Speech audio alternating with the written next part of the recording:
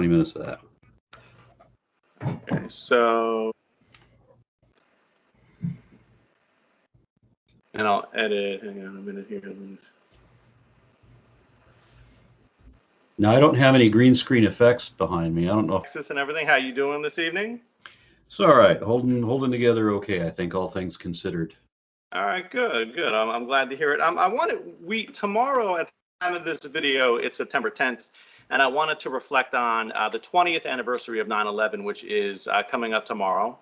And first, I wanted to ask, do you remember, like, what was your 9/11 experience? Were you a believer at the time, and do you remember how that day went for you? Well, I was not a believer at that time. No, I had long since lost any notion of, well, not long since. It had been in the last 5 years is when 5 years prior to 9/11 is when I realized that I was an atheist, and that when I surrendered the last of my faith-based beliefs was around probably 1997. Oh. Yeah. And do you remember, like, how you saw it on the news and everything, and like I guess how you reacted to it? Did you know right away it had some religious I guess connection? Well, I see a lot of things a little differently than most of my neighbors do. I mean, most people around me seem to just have their preconceived notions. They buy into their one-sided propaganda, and they hold this belief, and and they insist that everybody else conform to that. Even when you know, it's like when I grew up. I mean, I was in a Mormon community, and as long as you were, as long as they thought you were one of them, then Mormons seem to own and control everything in the area that we were. So everybody's Mormon, and that's completely normal. They're not a cult. But then when we moved to California, and then suddenly I'm surrounded by people who were not Mormon, and they ask me, what religion are you? And I always knew that as soon as somebody asks that question, there's a problem. There's going to be a problem. If they want to know what your religion is, it doesn't matter what the answer is. They care about your religion, so that's going to be an issue.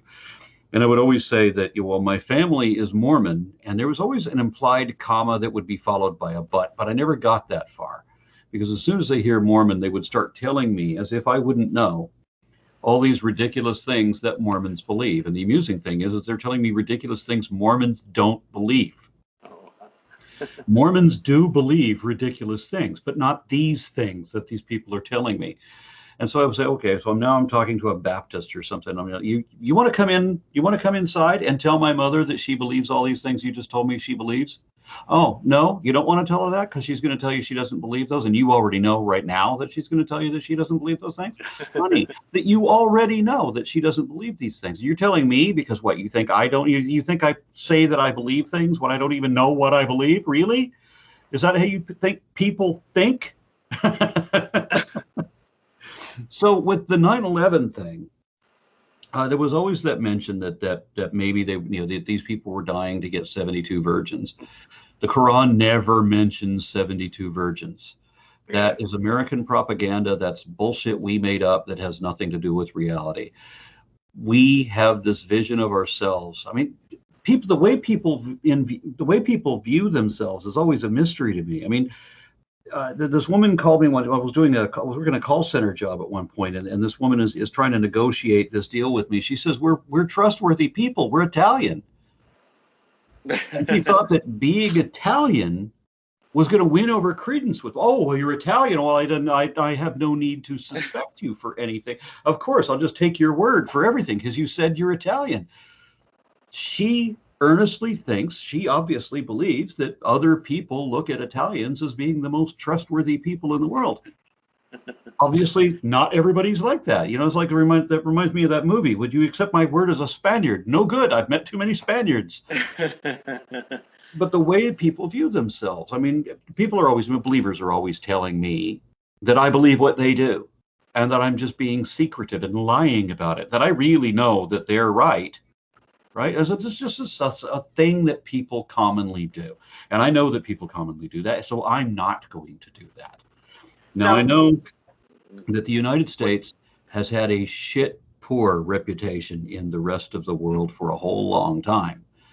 And I knew some of the reasons that they're doing this terrorist attack against us. Now, I'm not saying there's any justification whatsoever, but people in the Americans need to understand that other people don't look at us the way we think they look at us. I mean, I was raised to believe that you go anywhere in the world, you announce that you're American, and everybody's just going to bow down with respect. Hell no, that's not what happens. It is not, right? You know, we are the ugly Americans. We're the people who show up and piss on everything and complain about how old it is. And we're fat, right? we go to Europe and we complain about how old the buildings are in Europe. I mean, how stupid are we? So we've spent decades, generations building up this reputation of being complete self-centered, arrogant shitheads. And we piss on everybody else. Since at least Reagan, and I think probably since Nixon, because there have been some reports that I read about things that were going on in the Nixon era that just show what really shitty government policies or foreign policies this country has had that causes a whole lot of people to hate us. Mm-hmm. You know, I mean, there's a couple of countries that I was expecting to go to, and then I get told, well, if you go to here, there's a problem and you may not be aware of it, but here, let me spell out the way our nation hates Americans and why. You know, so I'm thinking I'm just going to go and see some neat stuff and then I'm going to appreciate it, but no, because it's okay if I can maybe make them think I'm Canadian. Right. Now then I can travel safely. With the hijackers, I wanted to ask, what do you think their motivations were? Because they gave up a lot. Like I did a study on two of them. Walid al-Shahri and Hamza al-Ghamdi. One of them was 22 and one of them was 20. So, and I looked into it. They were Saudis, and their life expectancy for a man in Saudi Arabia is 75. So they pretty much gave up like over 50% of their life expectancy for, you know, whatever they believed in. I mean, and like, so you don't think that they believed in the virgins? Like, what do you think their motivation was? Well, no, I know they didn't believe in those virgins, not the 72 virgins. Yeah. The Quran does say that you're going to get virgins. They're going to be handcrafted for you. They're going to be women that were created for you. They have no will of their own. Their sole purpose is to please you. So when you die, you get these women who did not exist on earth. They're not ghosts or reincarnations or souls or whatever of earthly women. No, these are women who were created as sex toys. They're essentially sex robots. Mm-hmm. And you get those according to the Quran after you die. Now, you also get your wives, however many you had in life. Those come with you as well. And then your wives just get to take turns with the sex robots. And I know that there are people who were thinking that maybe I'm seeing the Islamic side of it, you know, a moment ago, but now I'm not. No, I've read the fucking Quran. It actually does say that. It says all that stuff. I mean, the Quran was written for incels. I trust everybody in your listening audience is going to know what an incel is. I actually don't. Okay, that's an involuntarily celibate person. Okay. That's somebody who wants women, but because there's something objectionable, creepy, hateful, spiteful, whatever about them, they can't attract women. They repel women, and probably because they want to dominate and own them so damn badly. So a lot of these people end up being your mass shooters. You know, there's a handful of mass shooters every other year, at least, I think, that you can check the statistics on, and this guy will have not had a girlfriend ever, you know, had no romantic relationships, longs for romantic relationships, have posts on Facebook of how much he hates women because they won't succumb to him. Mm-hmm. You know, that sort of thing. So it's that sort of mentality. You want women, you can't have women. So you're 20, 22 years old, you are testosterone poisoned. Mm-hmm. All you want is sex, and violence is a great way to get it. And you don't have a meaning in your life. You're too young and stupid to have a meaning of your life yet. I mean, talk to me when I was 22. I was an absolute dork. I got women when I was 22, but I was an idiot. I happened to be good looking, and that was my saving grace. But I mean, I was just so stupid, and so I'm not real happy with who I was at that age. But I can imagine if you live in Saudi Arabia and there's no such thing as a pretty woman in Saudi Arabia because everybody's covered in burqas or what have you, right? So you can't. I know I have Arabic friends, and they tell me all these secret things that go on just blocks from, or in Mecca, blocks from I forget the name of the Kaaba, and where they have drunken orgies, where they have alcohol and they have drugs and they have naked women and they have sex and they have these great parties, and then they have these reinstilling virginity surgeries, and obviously we're talking about the rich people here. Yeah, yeah. But I hear these lurid stories of the things that some Arabs do, but obviously that's not most of them. And so a lot of these people that were involved in the 19 guys that were involved in the terrorist attack, you remember when you read up on their history, they spent the last couple of years of their lives well funded in Florida, partying their asses off, right? Right. So that's their payment. They get their heaven now, because there isn't one when they're done. They're just dead. So now they think there's more to come, and maybe they sincerely believe that. But what ends up happening is that they've come to the end of their rope, and they're going to have to go back to Saudi Arabia. And after living this life of wild and crazy playboy guys in Florida, they're not going to be in Fort Lauderdale anymore. They're going to be in Riyadh. Poor. Might even be better to be dead. Exactly. Unemployed in Greenland. There was a deal to lay down their lives for this, and their lives don't mean shit. And it's not just because of their ideology. Although that has an awful lot to do with it. The fact that they were raised the way that they were. I mean, I was raised with poisoned ideology too. I ruined my life over it. I was taught all my life growing up, throughout my youth, I was taught that any minute now, all of the government systems are going to collapse, and we're all going to have to keep our cars half full of gas all the time, and we're going to have to keep ammunition and everything. We're going to need to make a canned goods run with guns in the grocery store and then head for the hills any minute now. This went on throughout I thought that Road Warrior was my future. Until I was 20 years old, and my mom told me that I should open an IRA account. I'm like, why? And she goes, well, you'll have $1 million. If you donate every year, you'll have $1 million when you turn 75. And I'm like, what good would it do to open an IRA account if any minute now all the government institutions are going to collapse? Where the hell is the consistency here? So that's what I realized. There was no consistency, that I just been fed a ration of bullshit by people who didn't know anything. And it ruined my life. I mean, I got shitty grades in high school. I didn't care about high school. What good is high school? Any minute now, everything's going to collapse, and we're all going to be in it's all going to be chaos and anarchy. Why waste that time studying? Yeah. So I mean, with regard to their afterlife thing, and I know I've asked you this before, and my viewers will know that this is my favorite question, because I had a good friend who was an atheist before I started to question my beliefs. And, I remember he told me when I spoke to him a week after 9/11, he said if they're expecting virgins in heaven, they don't even get a chance to be disappointed. And the question I love to ask is, do you wish that they could be disappointed? Do you wish that there was maybe a reasonable afterlife, or at least they could know, like, you're wrong, you idiot, you're not getting any virgins, you're just a dumbass,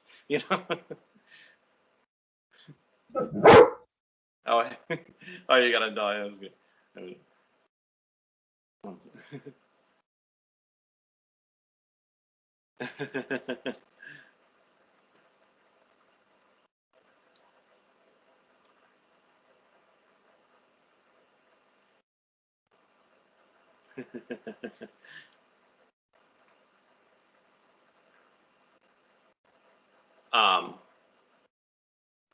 I don't have any sound. I can't hear you.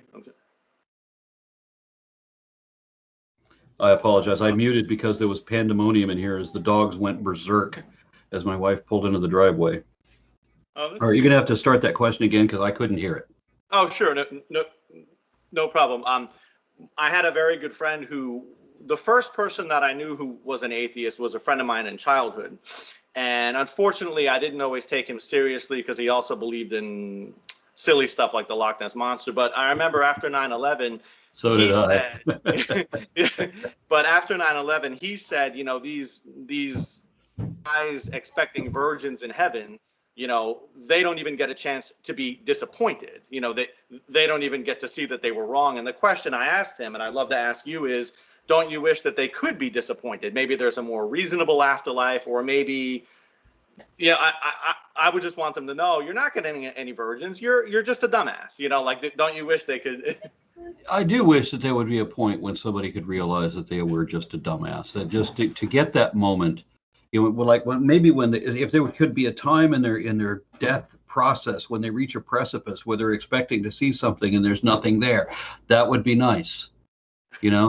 It's like when you put somebody in prison, right? You're punishing that person for whatever crime. When they're convinced that their God has forgiven them, and their God, their personal God, which of course is themselves, it's their magic imaginary friend, their God understands full well why they did that. Their God agrees with them. Their God wanted them to do that. Everybody's God wanted them to do that, knows exactly why they did that. That's why so many of the people who wrote the Bible were murderers and in jail and all of that crap. Because this is why the death penalty doesn't really do anything for believers, because they're gonna be spared. They're gonna get out of their prison sentence by being passed directly on to their maker, who's just gonna take them into paradise for perpetual blowjobs. But the reality is, of course, you can't get any justice out of these people if they never actually understand that what they did was wrong. One of my principal opponents in some of the debates that I do spent 10 years, almost 10 years, but he spent roughly a decade in prison for various means of tax fraud. And he never acknowledged that he did everything wrong. It wasn't that he broke the law, it's that it was a stupid law. Yeah. Oh, yeah. So how do you get justice out of somebody who will never admit, not only will they never apologize, they will never concede even to themselves that, you know what, I shouldn't have done that. Where is there justice in that? But in killing them, all you're doing is letting them off the hook. Yeah, it's just very profound. Like when I look at, I was watching something the other day on 9/11, and it's just very profound what religion can make someone do. You know what I mean? That really their religious beliefs inspire. Like, obviously, if they didn't have those religious beliefs, and it would be much more unlikely for them to be willing to blow themselves and others up. I mean, it's really profound it's really profound what religion makes someone do. I mean, like, does it surprise you? I mean, Well, as I mentioned, the people that were involved in the terrorist attack, they had a great deal of hatred for the United States, some of which was justified because we have really shitty foreign policy. We have done terrible, corrupt things. Now, we're not allowed to teach that in this country. We're not allowed to acknowledge in this country the things that the United States has done that we shouldn't have been doing. And I don't want people to think that I'm anti-American. I mean, I've always been proud of the ideal that this country was founded on, or what, everybody thinks that their country was founded on Christian values or whatever they think their ideals are. They think that the country was founded on that. I know that the United States was actually founded as a secular government, where it was supposed to be that if you have the caste system in your home country, and you're an untouchable in your home country, all of that goes away, just vanishes magically when you come to the United States, because we don't have the caste system. We don't care. It doesn't matter what religion you are. It doesn't matter what race you are. All that matters is what you can do. And therefore it's a meritocracy. That was the idea. That was the American dream. You can get away from all of the prejudice and all of the castes and all of the other class networks and stigma against this faith versus that faith, and then none of that mattered when you come to a secular government where you no longer have to adhere to any particular religion nor bow to any particular religion. So that was what could have made America great. Yeah, if we just done that correctly. Correctly. Yeah. With Osama bin Laden, over the years, I mean, and you've mentioned that we had bad foreign policy, which I agree with. Have you studied his life? Is there anything, what do you think his motivations were, and what could we have done better? I don't know a whole lot about him. I know that he drove around in a Toyota truck working for the U.S. government for a time. I know that he and the Bushes, both junior and senior, that they have a lot of history, that they knew each other, mm-hmm. The younger and the older, and that there was a bit of a feud between them. And that a lot of this comes down to personal issues between the Bushes and the bin Ladens and mm-hmm. so forth. And the last time I think that the United States did something right as far as public foreign policy goes, when we raided Iraq in '91, it was a decisive one-day victory.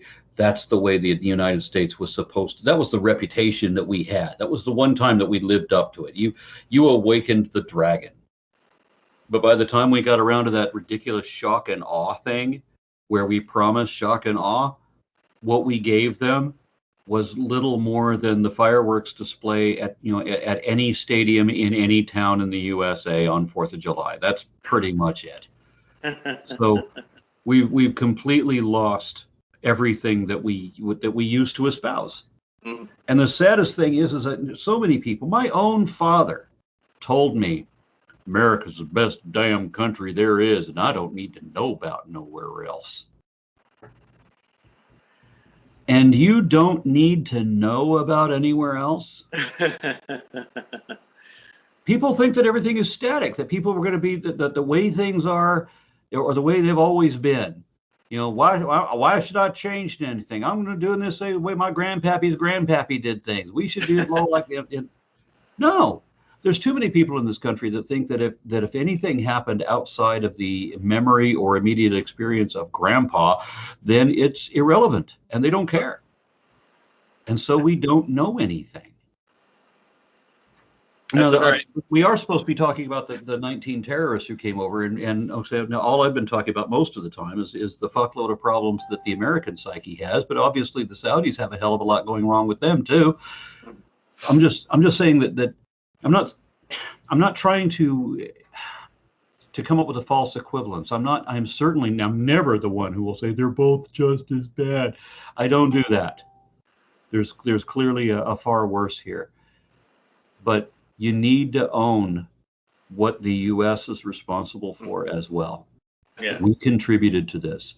We are so fucking stupid with how we do foreign policy that we actually prompted people to attack us in this way. And we didn't deal with the after effects of it either. We still have 9/11 truthers running around. Nobody has any concept of reality. There seems to be a hatred of reality. That if you just make believe hard enough that you can have your own alternative reality replace that one. Well, isn't that what the terrorists are doing? How dissimilar? I mean, look at Moses, who never existed, but Americans think he did, right? Americans think Moses founded the United States government. They think seriously. They think that the Constitution, that the American legal system, was all based on a covenant between God and Moses. One of our history books actually wrote that. Had that phrase written in there in our history books. And it said that Moses lived in the 1200s BC. No, Moses never lived at all. Moses was a fabrication, a conglomeration of a handful of fake people. Well, most of the people he was made of were actually real. Hammurabi, the Jajamuk, who was the chief mage of the pharaoh Senefru, and a few others. But so there's a handful of real and fictional people that make up Moses. But anyway, if you look up the legal system that Moses had, you realize that Moses theocracy that he had is not really dissimilar from the Taliban. This is Sharia law. This is the same thing. Yeah. And if you look at the American legal system, you realize that the American legal system was actually established to be the direct opposite and counter to the religious legal systems of, erroneously attributed to Moses and correctly attributed to the Sharia. I said the Sharia just like an ignorant American. But anyway, yeah. So, yeah, Levitical law, I know groups here in the United States that want to enforce Levitical law. That would actually be worse than Sharia. It's the same kind of notion, imposing religious law, exactly opposite of everything that America stood for. And we have people who have been groomed to hate because of their information sources. Now, if you look at the right wingers who insist on not wearing masks, who insist on not getting vaccinated because all they listen to is Kool-Aid news on the GOP, like Fox News and AON and all of that, and all they ever listen to is propaganda all day. And I'm not saying we're pristine, on the left has propaganda too. I get that. You have to recognize it and realize what you're listening to and be able to find some way to test it. And if you can't test it, tentatively hold to whatever seems to be justified, but make sure it's tentative. Don't sell yourself completely to anything, because we have so many misrepresenting news sources. But if you were raised to hate, you're raised with propaganda, and you're filled with all these reasons why we are we're trustworthy. We're Italians. Take my word as a Spaniard. I'm good Christian fellow, so I'm uprighteous and kind, and everyone should trust me. No, we know better than that, because that's what my Catholic priest told me, right? Not speaking from personal experience here. I fortunately managed to avoid Catholic priests in my youth. Oh, that's good. So yeah, so my last question, and again, I appreciate the time you take, and I know you're busy, but I did see that you did something recently with a Muslim, a former Muslim from Minnesota. I think it was a Somali girl. Like, do you know a lot of, I guess, people that used to be Muslims that escaped it or got themselves out of it? Are you proud of them? Oh, for that? Yeah. I started a series where I read the Quran. I read a surah or two, or however many fits in a single. I want to do an analysis of that surah in a blog post. Now, some surahs are very, very short, so I might have to do 2 or 3 of them in one post. But then some of a couple of them are quite long, and they will be a post unto themselves. And then what I do is I host a video hangout. Every couple of weeks, we've been doing this for the last couple of years, in which I meet with people who were raised in Islam and who speak Arabic and who know the traditional interpretations of the Quran. Now, I'll write down my impressions as an American raised in the West, what I think all of this means. And I have to compare different translations. I have to compare at least a half a dozen different translations of the Quran with tafsirs and other commentary that I can find. And then I have these people in the video hangout give me their perspective. And I have people from all over the world. And they're calling in, some of them calling in from Muslim dominant countries. And this is their only voice, is to come on my show and talk about what the Quran means to them in this particular surah. And I'm finding that there's a whole, and nobody's ever done a show like this, where twice a month we have a hangout to bash the Quran on what it actually says, not what Americans think it says, but what it, no, seriously, right here, Surah 9:5. What the hell does that tell you? Kill the infidel. There you go. Yeah, I've never. Wow, I'll have to check that out and everything. I'm not as familiar. Ironically, Christians will always point to that without realizing that the Bible also says that twice. Yeah. In different places.